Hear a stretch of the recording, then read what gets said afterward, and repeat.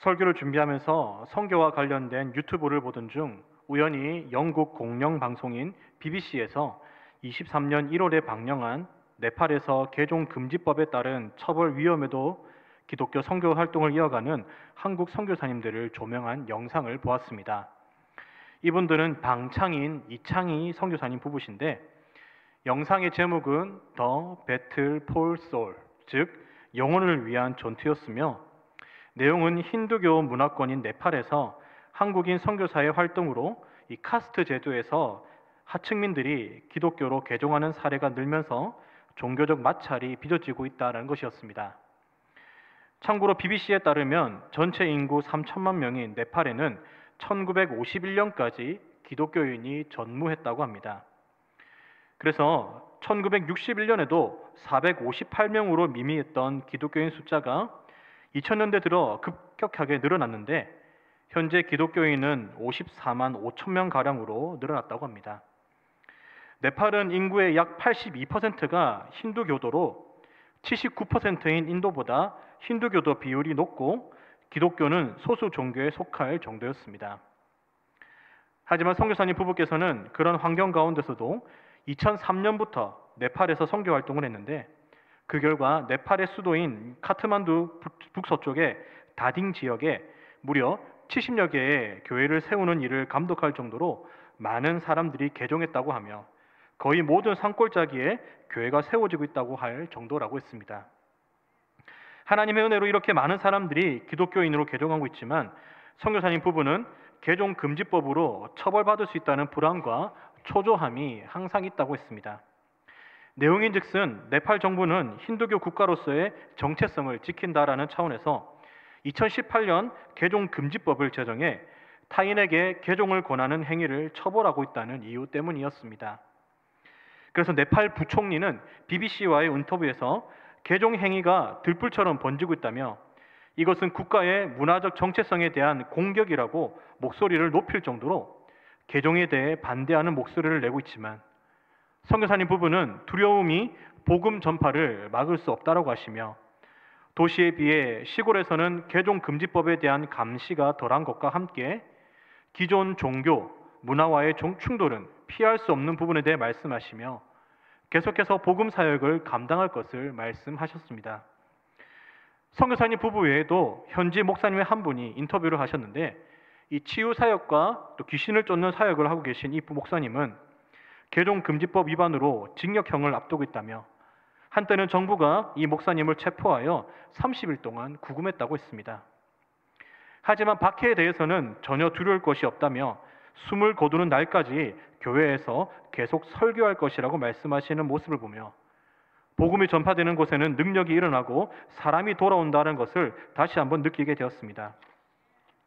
물론 이 영상에는 선교에 관한 긍정적인 측면만을 다루지 않고 개종한 사람들에 대해 좋지 않게 생각하는 사람들의 인터뷰도 함께 담겨져 있습니다. 혹시 시간 되시는 분들은 꼭 이 영상을 보시면 좋겠습니다. 하지만 그 분명한 것은 어떤 박해에도 복음이 전해지는 것을 막을 수 없다라는 것이었습니다.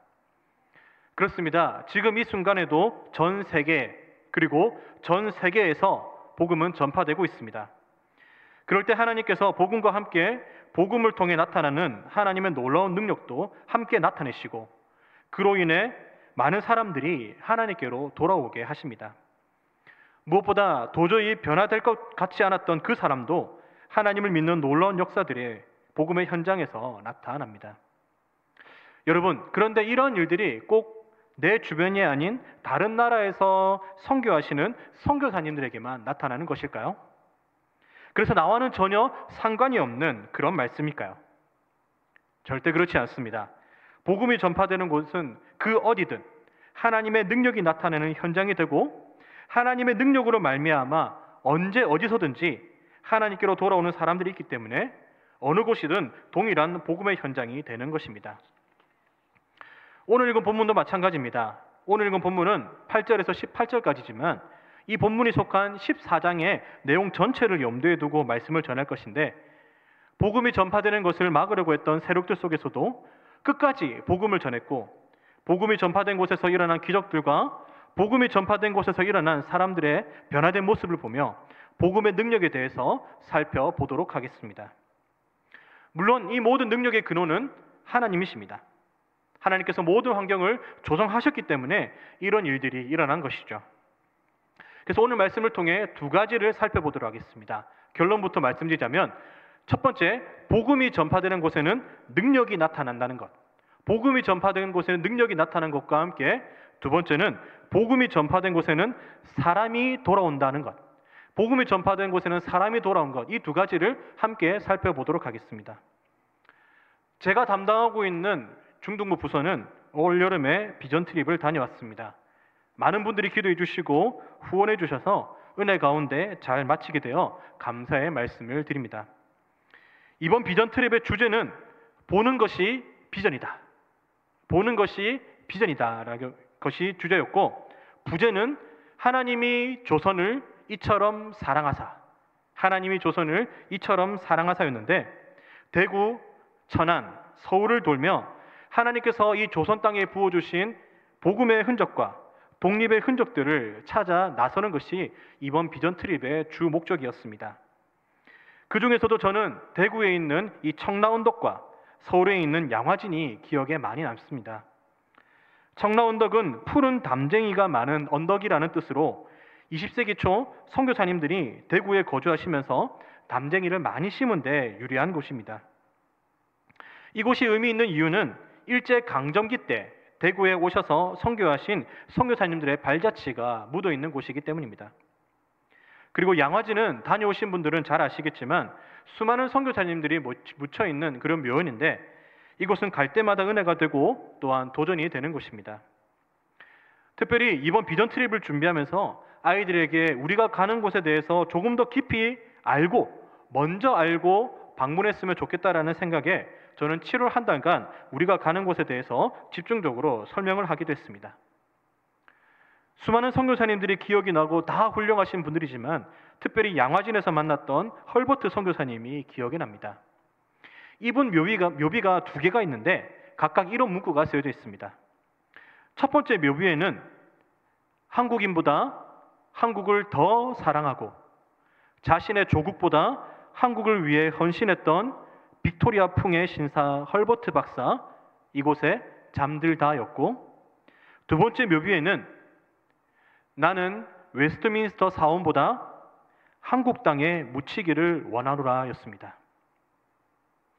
헐버트 선교사님은 미국 언론과 영문 잡지에 기고와 논문을 통해 한글과 한국 문화를 홍보하셨고, 한글의 띄어쓰기 도입을 적극적으로 권장하여 띄어쓰기가 본격적으로 한글에 도입되도록 하신 분으로 알려져 있습니다. 그리고 일제강점기 한국의 독립운동을 지원한 독립운동가로 대한민국 정부로부터 외국인으로서는 최초로 건국 공로훈장 태극장이 추서가 되었고, 2014년 한글날에는 금관문화훈장이 추설될 정도로 조선을 위해 헌신하셨던 그런 분입니다. 우리나라에 처음으로 복음이 들어왔던 1880년대에는 우리와 너무나 다르게 생겼다는 이유만으로 외국인 선교사님들을 가까이 하지 않으려다 보니 선교사님들이 복음 전파에 큰 어려움을 겪으셨습니다. 하지만 선교사님들은 조국에서의 모든 생활을 접고 아무도 반겨주지 않는 이 조선 땅에 발을 디디시면서도, 때로는 사랑하는 가족을 조선 땅에 묻는다 할지라도 조선에 복음이 전파되어야 된다는 그 마음만큼은 변하지 않으셨습니다. 그래서 힘든 상황 속에서도 포기하지 않으시고 병원과 학교를 통해 조금씩 조선인들의 마음을 열었고, 하나님이 조선을 이처럼 사랑하신 결과로 또한 조선을 향한 그분들의 사랑과 열정으로 지금 이 자리에서 우리는 예배할 수 있게 된 것입니다. 오늘 읽은 본문도 마찬가지입니다. 본문의 배경이 되는 14장 1절부터의 말씀을 보면 바울과 바나바가 전도 활동을 하는 데 있어 그들을 좋아하는 사람과 악감정을 품고 있는 두 사람의 부류가 등장을 합니다. 그래서 악감정을 가졌던 유대인들이 두 사도를 모욕하며 돌로 치려고 하자 도망쳐서 본문의 배경이 되는 류스드라까지 오게 되었습니다. 여러분, 여기까지만 보면 예기치 않은 곳에 마치 등 떠밀려 온 것처럼 여겨질 수도 있습니다. 나는 이곳에서 복음 전하기 원했는데 갑자기 거기서 일어난 여러 가지 상황들 때문에 다른 곳으로 오게 되었다. 예기치도 못한 곳에 오게 되었다라고 생각했을 때 과연 여기서 무엇을 할 수 있을 거라고 의문이 들 수 있겠지만 거기서도 복음은 전파되었고 거기서도 하나님께서 예비하신 사람과 또한 예비하신 능력이 나타나게 되었습니다. 복음을 전하는 일에 방해가 되는 사람이 있다고 해서 좌절하거나 포기한 것이 아니라 하나님께서 복음 전파를 위해 보내신 그 마음만큼은 변하지 않았기 때문에 어떤 일이 있든지 그리고 어느 곳에서든지 복음을 전파했습니다. 그리고 그 결과로 8절 말씀처럼 나면서 걷지 못한 사람을 일어나 걷게 했습니다. 여러분, 현대의학으로도 설명이 불가능한 이런 일들이 성경에 보면 많이 등장합니다. 그런데 이것은 현대에는 일어나지 않는 단지 성경에서만 일어나는 일일까요? 아닙니다. 앞서 말씀드렸듯이 하나님의 말씀이 선포되어지는 모든 곳, 다시 말해 지금 여기에서도 능력이 나타나는데 그 이유가 무엇이냐면 복음에 담겨있는 하나님의 말씀 때문이고 모든 상황을 조성하시는 하나님 때문에 지금 여기에서도 복음의 능력은 나타나는 것입니다. 그렇습니다. 오늘 본문을 통해 알 수 있는 첫 번째는 복음이 전파되는 곳에는 능력이 나타난다는 것입니다. 여러분, 복음의 능력은 단지 성경 안에서만 제한되지 않습니다.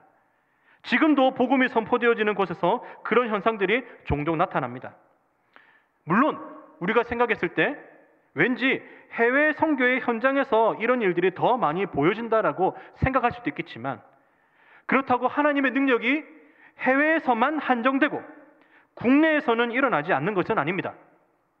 여기에는 우리는 이해하지 못할 하나님의 특별한 계획이 있는 것이지 우리의 개념으로 하나님께서 차별하여 대하시는 것이 아니라는 것을 우리는 분명히 알아야 될 것입니다. 다시 말해 누구든지 그리고 어디에서든지 하나님의 말씀에 이 복음을 전할 때 하나님께서 도와주시고 또 그 결과로 하나님께서 보여주시는 다양한 결과를 우리는 경험하게 되는 것이죠. 오늘 읽은 본문 9절을 보시면 바울이 주목하여 구원받을 만한 믿음이 그에게 있는 것을 보았다라고 했는데 많은 주석가들은 구원받을 만한 믿음이라는 말 대신에 치유받을 만한 믿음이 있다라고 해석을 합니다. 그래서 쫓기듯 도착한 이 루스라지만 그곳에서도 하나님의 말씀의 능력이 나타남을 예고하며 그 예고대로 한 번도 나면서 걸어보지 못한 사람이 걷게 되는 놀라운 치유의 사역이 일어나게 되었습니다.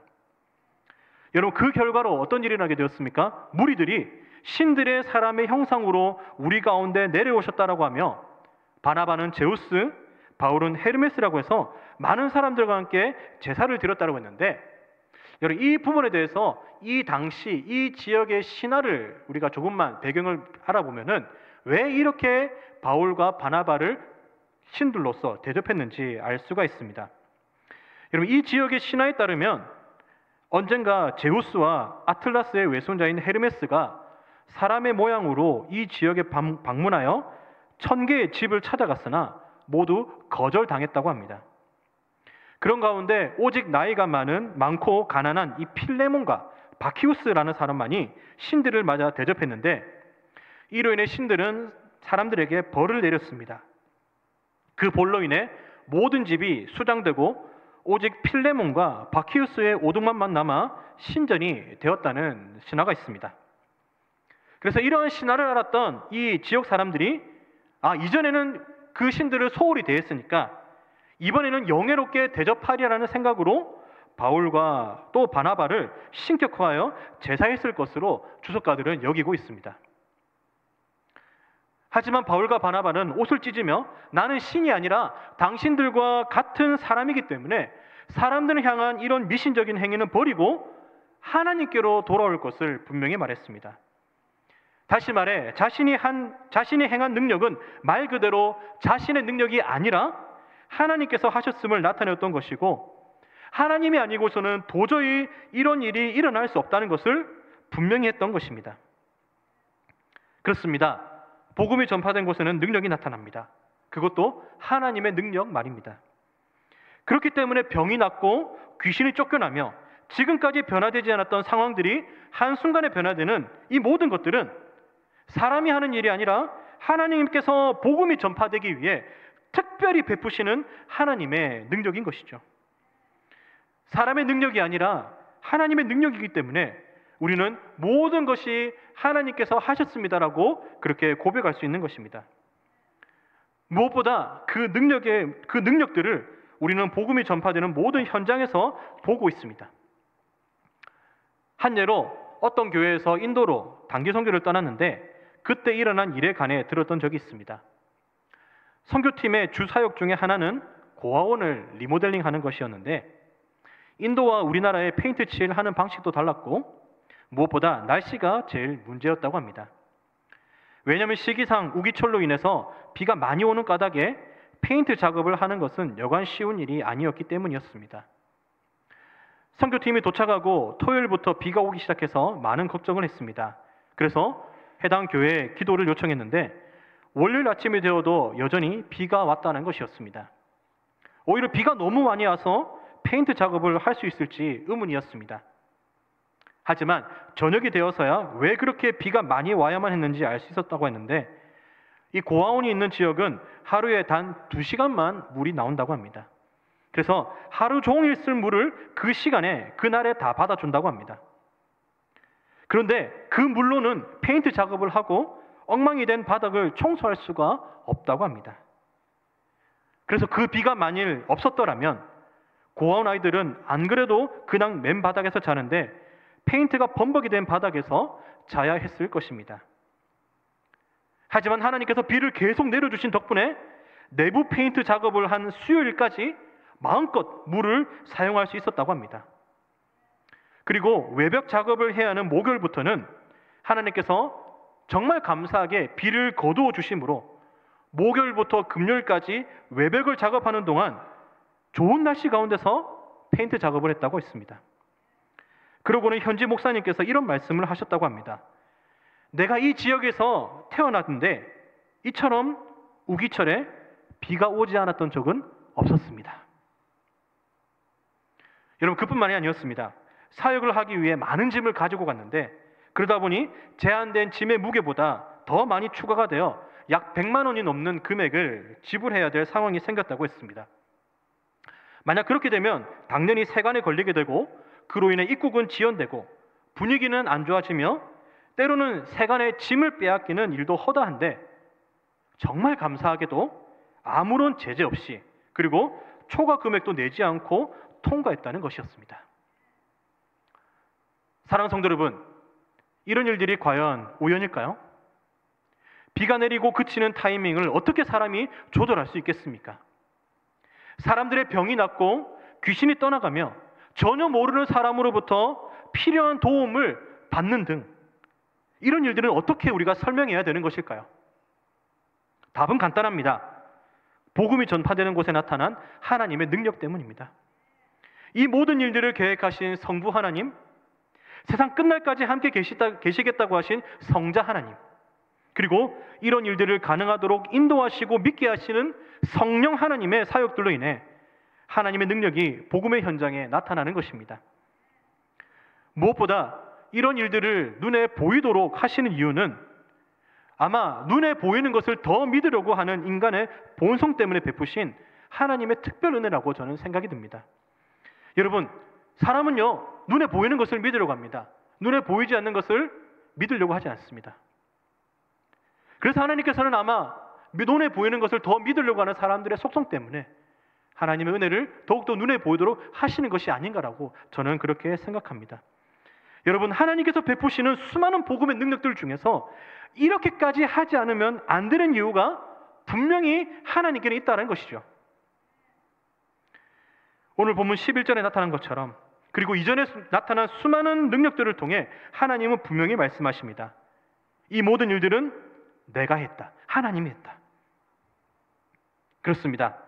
하나님께서 사람과 상황과 환경을 통해 보여주시는 능력은 복음의 현장에서도 나타납니다. 그리고 그 현장의 중심에 저와 여러분들이 있습니다.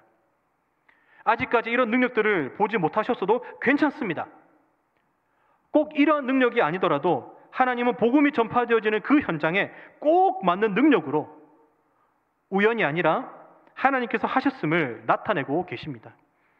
그래서 다양한 복음의 능력들이 성경 안에서만, 그리고 저 멀리 다른 나라에서만 일어나는 것이 아니라 지금 내가 전하고 있는 내 주변의 복음의 현장에서도 일어날 수 있고, 또한 일어나고 있음을 믿음으로 하나님만이 이 복음의 중심이 되심을 깨달으시는 저와 여러분들이 되기를 간절히 바랍니다. 계속해서 본문을 통해 알 수 있는 두 번째는, 복음이 전파되는 곳에는 사람이 돌아온다는 것입니다. 여러분, 오늘 본문을 읽지 않았지만 21절 말씀을 보면 이렇게 기록되어 있습니다. 복음을 그 성에서 전하여 많은 사람을 제자로 삼고. 뿐만 아니라 이전의 말씀들을 살펴보면 복음을 전했을 때 5,000명 혹은 3,000명이 하나님을 믿는 역사들이 일어났습니다. 그렇습니다. 여러분, 복음의 가장 큰 능력은 걷지 못하는 사람이 걷게 되는 치유와 귀신이 쫓겨난 등도 있지만, 그것을 경험한 사람이든 아니면 들은 사람이든 어떤 방법으로든 사람이 하나님께로 돌아온 데 있습니다.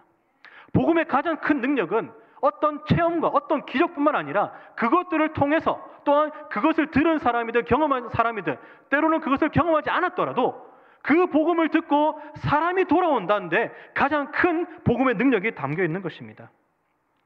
왜냐하면 복음은 아무리 변화될 것 같지 않은 사람도 변화시키는 능력이 담겨 있기 때문입니다. 여러분, 본문 11절과 21절을 보면 두 부류의 사람이 등장합니다. 아까 1절에도 두 부류의 사람이 등장했다고 했습니다. 그런데 본문 11절과 21절을 보면 두 부류의 사람이 등장하는데 어떤 사람입니까? 복음의 능력과 복음이 전해졌을 때 어떻게 반응했냐에 따라 다르게 표현이 되는데 바로 무리와 제자입니다. 11절에 나타난 무리들은 복음의 능력들을 보았음에도 제자로까지 나아가지 못하는 단지 무리에 지나지 않았다면, 21절에 나타난 제자는 복음이 전해졌을 때 그 전까지는 무리였지만 복음을 받아들인 이후에는 제자로 바뀌게 되었습니다.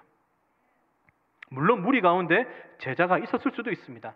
하지만 성경은 무리와 제자를 분명히 다르게 표현하고 있는 것에 우리는 주목할 필요가 있습니다. 우리는 바울이 하나님께서 선택하신 복음을 전하는 사람으로 선택하셨음을 우리는 잘 알고 있습니다. 그렇기 때문에 바울은 사도행전 20장 24절에서 자신의 최종 목표를 분명히 말했는데, 그것은 내가 달려갈 길과 주 예수께 받은 사명, 곧 하나님의 은혜의 복음을 증언하는 일을 마치려 하면은 나의 생명조차 조금도 귀한 것으로 여기지 않겠다라는 것이 바로 이 바울의 삶의 최종 목표였습니다. 그렇기 때문에 바울은 복음을 통해 사람이 돌아오는 것을 목표로 끊임없이 자신을 변화 발전시켰습니다. 그래서 고린도전서 9장 19절에서 22절 말씀을 보면 바울이 유대인들을 얻기 위해, 즉 유대인들을 변화시키고 돌아오게 하기 위해서 어떻게 했느냐? 유대인과 같이 되었고, 율법 아래에 있는 자들을 얻기 위해 율법 아래에 있는 사람이 되었고, 율법이 없는 자들을 얻기 위해 율법 없는 자와 같이 되었고, 약한 자를 얻기 위해서는 약한 자와 같이 되었다고 했습니다. 다시 말해 자신이 복음을 전하는 이유는 사람을 하나님께로 돌아오게 하는 것인데, 그렇게 하기 위해서는 끊임없이 자신을 그 상황과 사람에 맞게 변화시켜 나갔다는 것이죠. 그 이유는 때마다 시마다 사람 때마다 변하지 않으면 결국 그 사람을 얻을 수 없고, 결국에는 복음을 전하는 일이 막힐 수밖에 없다는 것과 함께 복음이 전파되는 곳에는 반드시 하나님께서 선택하신 사람이 돌아온다는 것을 알았기 때문이었습니다. 그렇다면 여러분, 왜 사람이 돌아온다라는 표현을 하는 것일까요? 그것은 사람은 처음부터 하나님과 함께하는 그런 존재였지만 죄로 인해 하나님을 떠나게 되었기 때문입니다. 그래서 예수님께서 다시 오셔서 하나님께서 처음 만드신 그 사람의 형상으로 다시 회복시키시는 것, 그것은 죄로 멀어졌던 사람을 다시 한번 하나님과 연합하고 하나님과 친밀한 교제로 회복시키기 위해 예수님이 이 땅에 오셨고, 그 예수님 믿음으로 우리는 하나님께 나아갈 수 있게 된 것입니다. 그렇습니다. 복음의 능력은 사람이 돌아오는 것이며, 그 복음의 능력의 결과가 바로 이 자리에 앉아있는 저와 여러분들입니다. 물론 어떤 계기로 누구를 통해서 하나님을 믿게 되셨는지는 다양합니다. 하지만 분명한 것은 그 전까지는 하나님을 모르고 살았는데 모태신앙이든 누군가의 전도를 통해서든 복음을 듣고 삼위 하나님의 역사로 인해 이제는 하나님을 알고 믿는 사람으로 변하게 되었습니다. 그래서 저와 여러분들은 복음의 능력을 경험한 산 증인들입니다. 그리고 더 나아가 도저히 하나님을 믿지 않을 것 같은 사람도 복음의 능력이 들어가면 하나님께로 돌아오는 것이 바로 복음의 참된 능력입니다. 제가 여러 교회를 섬기면서 많은 분들을 만나보며 그 가운데서 어떻게 해서 교회를 오시게 되는지를 다양하게 들었습니다. 이에 대해 한 분이 생각났는데 이분은 수십 년 동안 거의 평생을 불자로 사셨던 분이었습니다. 어느 날 이분이 운영하는 가게에 어떤 여자분이 오시게 되었는데 그분이 시간이 지나 단골이 되시면서 이런저런 얘기를 나누던 중 이 여자분이 한 번만 교회에 왔으면 좋겠다라는 말을 하셨다고 합니다. 딱 한마디 하셨다고 합니다. 근데 그 말을 듣고 처음에는 대수롭지 않게 그냥 인사드려 예 알겠습니다 하고 넘어갔는데 계속해서 이 여자분의 말이 생각에서 떠나지 않게 되었다고 해서 근처에 있는 교회를 오시게 되었다는 분의 이야기였습니다. 나중에 알고 보니 이 여자분은 권사님이셨고 이 권사님은 이분이 교회를 꼭 왔으면 좋겠다는 마음이 들어 계속해서 기도를 하고 계셨고 때가 되었다는 생각에 교회를 왔으면 좋겠다라고 말씀하셨다는 것이었습니다. 그래서 평생을 불자였던 이분이 교회를 등록하고 너무나 열심히 교회를 다니시다가 6개월이 지나 학습을 받기 위해 저와 공부하면서 이런저런 얘기를 했습니다. 아직까지 성경에 대해서는 잘 모르겠지만 교회에 참 잘 온 것 같다라는 말씀을 여러 번 하셨습니다. 그리고 바쁘신 가게 일정 가운데서도 성경 공부를 하시려는 모습을 보며 수십 년 동안 뼛속 깊이 박혀있던 그 불심도 하나님께서 변화시키려고 하시면 이렇게 순식간에도 변화되는구나 라는 것을 저는 경험하게 되었습니다. 사랑하는 성도 여러분, 누군가 복음의 능력이 무엇입니까? 라고 묻는다면, 복음이 무슨 능력이 있느냐고 묻는다면 여러분들은 무엇이라고 대답하시겠습니까? 그냥 책 속에 나와 있는 사람이 지은 이야기고 하나님은 없다라고 이야기하는 사람들에게 무엇이라고 여러분들은 대답하시겠습니까? 그럴 때 하나님을 믿는 것이 당연한 것이 아니었던 여러분들의 이야기를 통해 내가 변화된 것이 바로 그 증거입니다라는 말씀을 꼭 해주시기 바랍니다. 물론 지금도 가까운 사람들의 영혼 구원을 위해 오랫동안 기도하고 계신 분들께서도 절대 포기하지 마시기 바랍니다.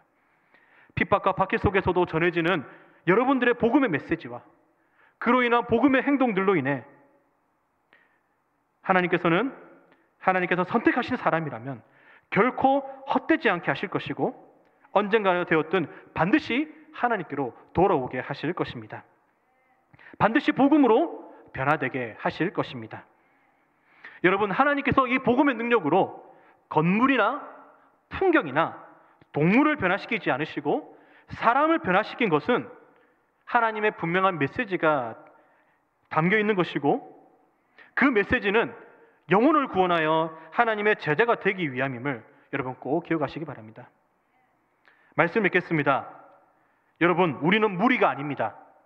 단순히 호기심으로 교회에 출입하는 무리가 아닙니다. 우리는 제자입니다. 복음으로 변화되어 하나님을 따르고 또 다른 사람에게 복음을 전하는 제자입니다. 하나님을 믿기 전에는 하나님을 떠나 살았지만 이제는 하나님께로 돌아온 하나님의 자녀입니다. 이렇게 복음이 전해진 곳에 복음의 능력이 나타나 하나님께로 돌아온 많은 사람들과 특별히 여러분들의 삶의 간증을 통해 더 많은 복음이 전파되어지므로 복음의 능력이 성경 안에서만 있는 이야기가 아니라 저 해외에서만 일어나는 이야기가 아니라 지금도 내가 복음을 전한 이 현장에서 나타나는 살아 역사하시는 하나님께서 베푸시는 능력임을 많은 사람들에게 보여주시고 그래서 하나님께로 돌아올 수 있도록 많은 사람들을 옳은 길로 인도하시며 나가는 그런 별과 같이 빛나는 하나님의 통로로서 쓰임받으시는 저와 여러분들이 되기를 간절히 바랍니다.